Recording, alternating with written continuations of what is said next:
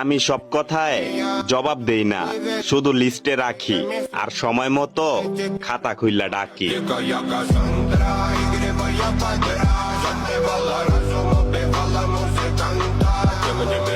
পানির নিচে ডলফিনটা তো জঙ্গলের মতন, হে ডাকটা জঙ্গলের মতন।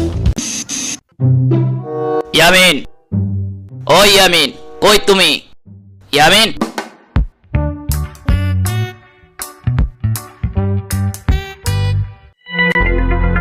কি হয়েছে? দেখো কে আসছে।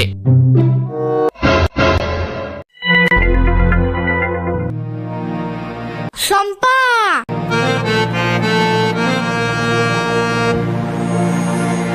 ইয়ামিন, শম্পা আজকে আমাদের বাসায় থাকবে। আমি শম্পার আব্বু আম্মুর থেকে পারমিশন নিয়ে এসেছি। সত্যি? হ্যাঁ সত্যি। কেন? হাই হাই ইয়ামিন, তুমি জানো না কাল থেকে রোজা শুরু, তাই প্রথম রোজায় স্পেশাল ভাবে দাওয়াত দিয়ে নিয়ে এসেছি শম্পাকে। ও আচ্ছা। আজ চাঁদ দেখবে শম্পা আমাদের সাথে, কাল ইফতার করবে আমাদের সাথেই। Wow, E P!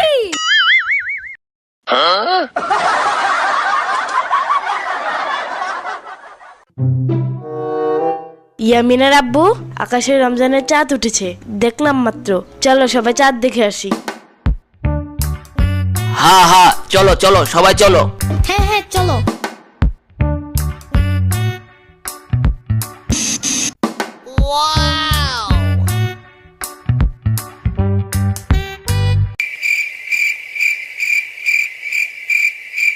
চাঁদ তো দেখতে এবার বড়ই লাগতাছে। ইয়ামিন, আজকের চাঁদটা খুব সুন্দর, তাই না? এটা অনেক কিউট। ইয়ামিন, তুমি জানো রোজা কিভাবে রাখতে হয়? না তো। আজকে রাতে মানে ভোর সকালে হুজুররা যখন মাইকে সবাইকে ডেকে তুলবে, তখন সবাইকে ফজরের আজানের আগে সেহেরি শেষ করতে বলবে। আর তারপর সারাদিন সেই ভোর সকালের খাবার খেয়েই থাকতে হবে, কোনো কিছু খেতে পারবে না কিন্তু। তারপর মাগরিবের আজান দিলে সবাই খাবার খেতে পারবে।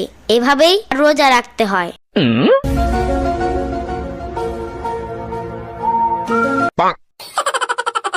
শম্পা, কে যে বোঝাচ্ছ? ইয়ামিন তো জানেই না সেহেরি কাকে বলে। আমি জানি। বলো তাইলে সেহেরি কি?